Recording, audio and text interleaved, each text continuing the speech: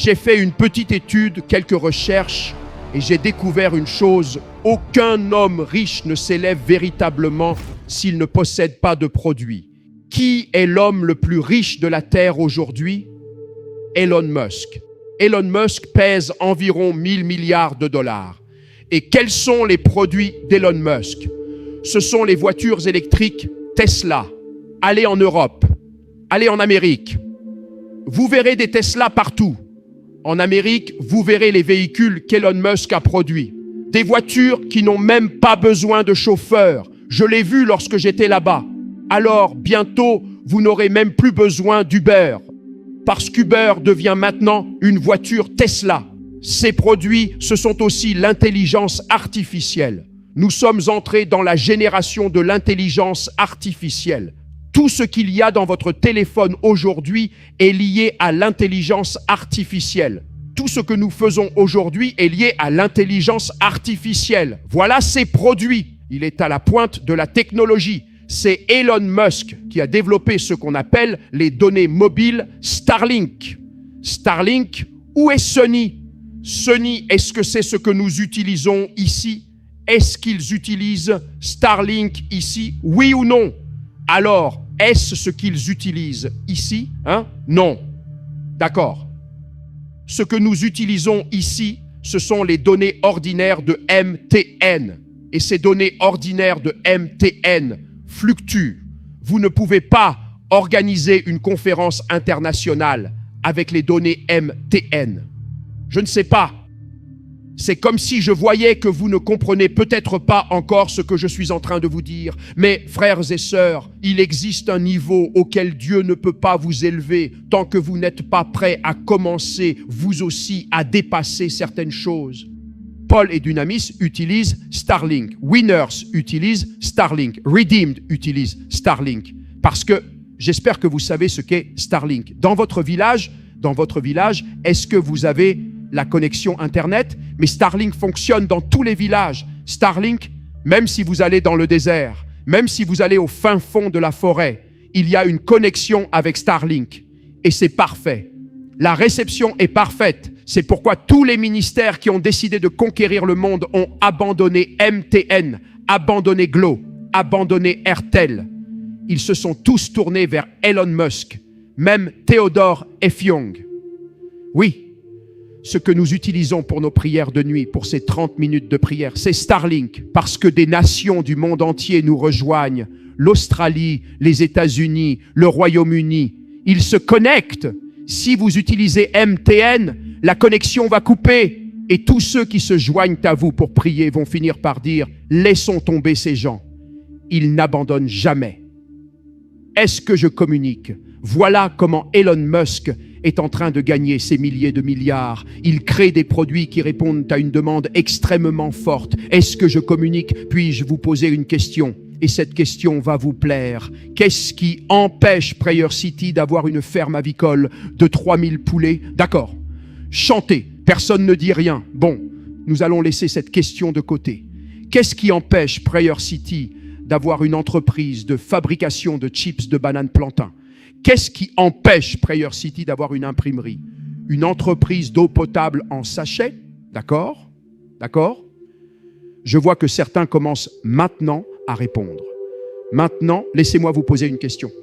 Qu'est-ce qui vous empêche, vous, d'avoir une ferme avicole? Ce n'est pas l'argent, c'est votre mentalité. Parce que vous pouvez commencer avec seulement 5 poulets. Nous avons commencé notre élevage de chèvres. Avec combien de chèvres avons-nous commencé, bien-aimés? 4. Nous avons commencé notre élevage avec 4 chèvres. Tout ce que vous voulez faire dans ce monde, vous n'attendez pas que quelqu'un vous donne de l'argent pour commencer. Sinon, vous allez entrer dans la tombe et vous vous tiendrez devant Jésus et il vous dira, tu as gaspillé ta vie. Je le dis à tous ceux qui sont ici. Si vous ne parvenez pas à faire sortir un produit avant cette période, l'année prochaine, la pauvreté vous engloutira. Ce n'est pas une malédiction, c'est une réalité. Parce que tout homme pauvre est un consommateur.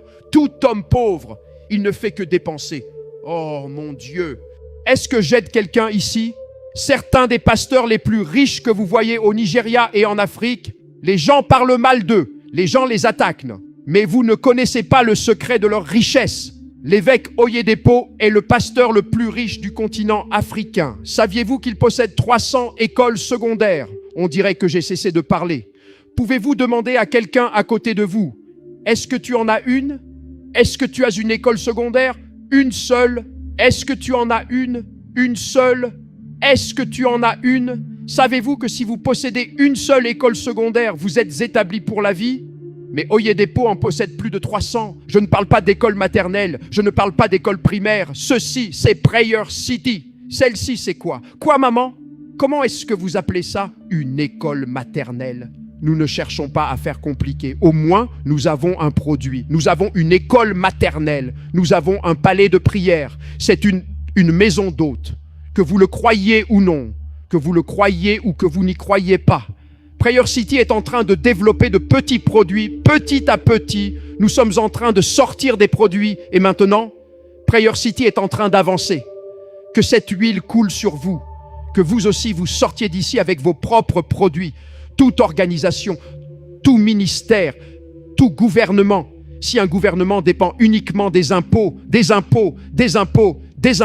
encore et encore, s'il ne développe aucun produit, c'est un gouvernement mauvais, monsieur. Toute église qui dépend uniquement des offrandes et des dîmes, offrandes, dîmes, c'est une église mauvaise. Oui, vous dites oui. Maintenant, quel est votre propre produit? Parce que si vous êtes parent et que vous n'avez aucun produit, vous êtes un parent mauvais. Ah, le message devient sérieux maintenant. Oh, l'évêque possède 300 écoles secondaires. En fait, ils en ont maintenant près de 400. Je ne parle même pas des écoles primaires. Je ne parle pas des écoles maternelles. Et ensuite, il possède 5 universités. Hé, mon frère, êtes-vous au courant que le premier agriculteur, celui qui possède la plus grande exploitation agricole, environ 1000 hectares de terres agricoles, son nom, c'est l'évêque Oyedepo.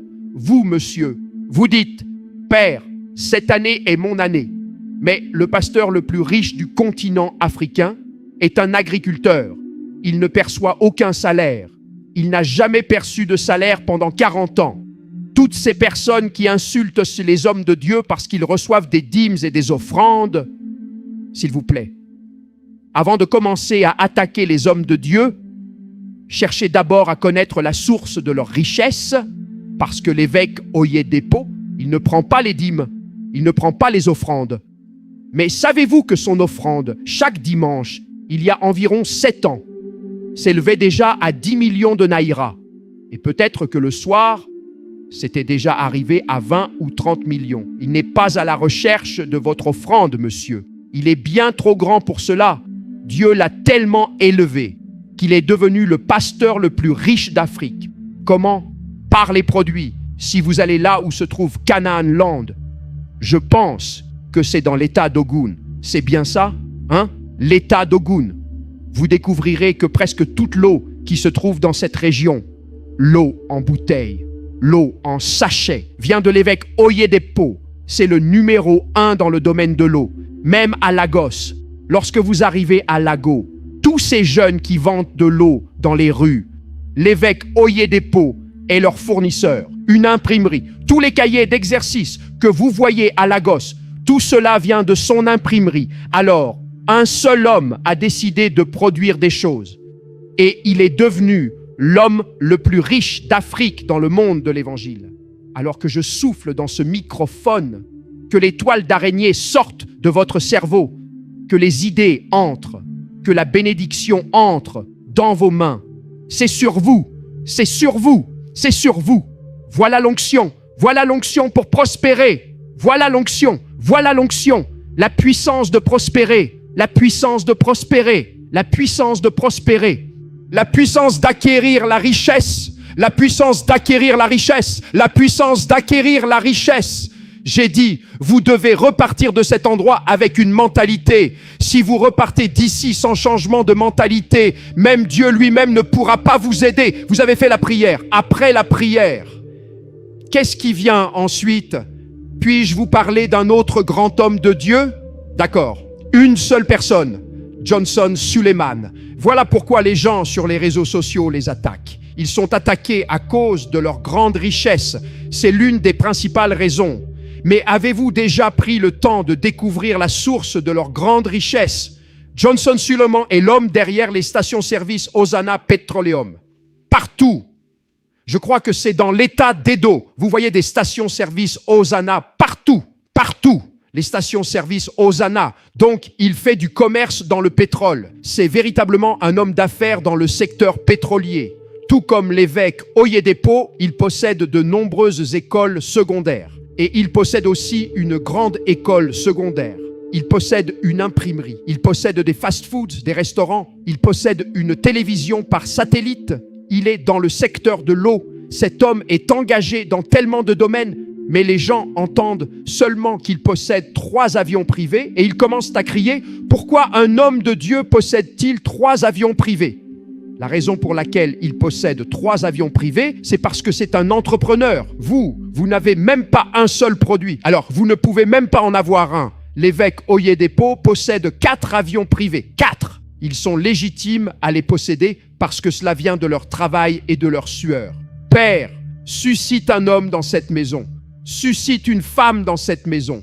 Suscite un jeune dans cette maison. Que Dieu vous bénisse avec la sagesse. Que Dieu vous donne une compétence au nom de Jésus. La raison pour laquelle tant d'Africains voyagent vers l'Europe et l'Occident et finissent par être tellement frustrés, c'est parce que tout ce qu'ils cherchent, c'est un emploi.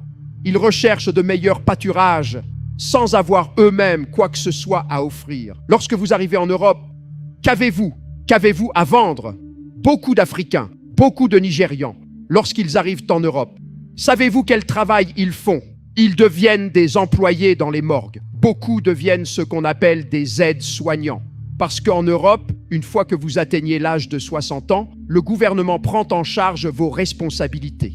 On vous donne une maison. Comme moi, maintenant, je suis censé quitter certaines personnes et retourner dans mon pays d'origine parce que j'ai atteint 60 ans. Et selon mes droits, le gouvernement là-bas devrait me donner ma propre maison et me verser chaque mois une allocation en tant que citoyen senior. En tant que citoyen senior, je ne paie aucun frais de transport. J'ai une carte. Chaque train, chaque bus, je prends simplement ma carte. C'est gratuit pour les personnes âgées. Je ne sais même pas ce que je fais encore au Nigeria. C'est ce dont profitent tous mes frères et mes sœurs. Quand j'arriverai au ciel, Père, souviens-toi de moi. Et en tant que citoyen senior, on vous donne des aides-soignants. Des aides-soignants, ce sont ces personnes qui viennent vérifier comment vous allez, qui prennent soin de votre santé. Si vous avez des difficultés, les aides-soignants viennent chez vous. Ils viennent pour vous baigner. Lorsque vous atteignez un certain âge, des gens vous lavent. Il y a un âge où l'on arrive et les gens nettoient même vos fesses. Voilà ce que les Nigérians vont faire là-bas, parce qu'ils n'ont aucun produit. Que vous découvriez votre produit. Savez-vous que votre produit n'est pas très loin de vous? Un homme appelé Monsieur Bean. Vous connaissez Monsieur Bean? Il a découvert son produit. Quel est son produit? Se comporter comme un imbécile. Parce qu'il a découvert une chose. Tout le monde, dans le monde entier, a besoin de rire. Nous avons besoin de rire. Alors, son travail à lui, c'est simplement de mal se comporter, de faire des choses absurdes et de jouer au fou. C'est son produit. Et il est devenu multimilliardaire en livres sterling simplement en faisant l'imbécile. Alors, vous aussi, vous avez un produit. Savez-vous pourquoi vous n'avez pas encore de produit?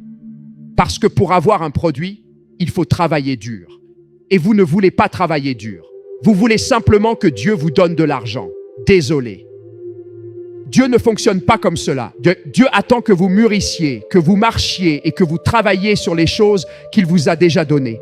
Puis-je vous donner un exemple? D'accord. Seulement à ces personnes, je suis un prédicateur.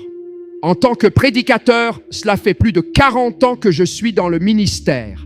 Je prêche environ 3 ou 4 nouveaux messages chaque semaine. Cela représente peut-être 150 à 200 messages chaque année. Sur plus de 40 ans, cela représente des milliers de messages que j'ai prêchés. Savez-vous que chaque message que Théodore prêche contient la matière première de mes futurs ouvrages? Je ne fais pas comme un Africain qui laisse simplement passer les choses. Je raffine et je transforme mes messages. Chaque message que je prêche devient un chapitre dans un livre. Ce que je vous prêche aujourd'hui est un chapitre de Money Cometh. J'ai écrit Money Cometh, volume 1, Money Cometh, volume 2. Ce que j'ai prêché la semaine dernière est également un chapitre dans un livre. Chaque message que je prêche, monsieur, devient un chapitre de livre. Et j'ai 75 livres. Cela fait 75 produits. Savez-vous ce que cela demande? La discipline, la souffrance, les nuits sans sommeil, pour transformer la matière première, la mettre sous forme de livre, puis imprimer ces livres, faire les corrections, les relectures et tout ce qui va avec. Alors, vous ne comprenez peut-être pas. Cela paraît simple lorsqu'une personne sort un livre. Mais je veux vous dire une chose. Un seul livre représente une énorme quantité de travail. Maintenant, c'est 75 produits. C'est 75 livres. Voilà l'un de mes produits. Il y a une conférence à laquelle j'avais l'habitude de voyager chaque année à Okot. Chaque fois que je vais à cette conférence, je ne reçois pas d'honoraire. Je ne reçois aucun honoraire. Mais lors de chaque conférence, mes livres se vendent pour une valeur comprise entre 1,5 million et 2 millions de naira. Ma femme est ici comme témoin. Il n'y a aucune de ces conférences dont je sois jamais revenu avec moins d'1 million de naira. Et pourtant, je ne reçois pas d'honoraire. Lorsque j'étais pasteur dans les assemblées de Dieu, nous avions l'habitude d'aller à la convention nationale à Okot. Parfois, j'étais l'orateur invité. Parfois, je n'étais pas l'orateur invité. Je m'asseyais simplement dans l'assemblée avec les autres. Mais mes livres étaient exposés. Et je veux vous assurer que chaque fois que j'allais à Oko, nous ne vendions jamais pour moins d'un demi-million de naira de livres. À cette époque-là, ce que je recevais grâce à mes livres était supérieur à ce que tous les orateurs recevaient comme honoraire. Alors, indirectement, je devenais moi-même un orateur invité. Parce que je prêche ou que je ne prêche pas, je prêche quand même. Mais avant de sortir ces produits, cela m'a pressé. Cela m'a vraiment pressé. Comme cette année, par exemple, j'ai déjà voyagé dans 12 pays et je vais encore voyager dans 8 autres pays. Pour les 12 pays dans lesquels j'ai déjà voyagé, rien que mes billets d'avion internationaux m'ont coûté plus de 10 millions de naira. En fait, c'est plus de 15 millions. Cela approche les 20 millions. Mes billets d'avion internationaux et même mes billets d'avion locaux. Savez-vous combien coûte un vol local de Calabar à Lagos, puis le retour de Lagos? Combien cela coûte-t-il? 150, 200, presque 300. Et cette année, j'ai déjà effectué ce trajet 12 fois. Rien qu'en vols locaux, j'ai dépensé plus de 3 millions et cela approche les 4 millions de naira. Je ne parle même pas des vols internationaux, monsieur. Parce que les vols internationaux se comptent en millions. Mon frère, savez-vous ce que je fais lorsque je voyage? Je remplis ma valise de livres. Je ne transporte pas de vêtements. J'étais en Italie. J'ai prêché en Italie pendant 10 jours. J'ai porté une seule paire de chaussures. Une seule paire de chaussures pendant 10 jours. Mais ma valise, ce que je transporte, ce sont mes livres. Parce que là-bas, un livre ne se vend pas au même prix qu'ici. Un livre coûte 10 $. Cela représente environ 13 000 naira par livre, monsieur. Je sais que lorsque vous voyagez, vous emportez 5 paires de chaussures, 15 vêtements. Vous êtes un consommateur. Vous voyagez pour consommer. Moi, je ne vais consommer dans aucun endroit où je vais. Moi, je vais...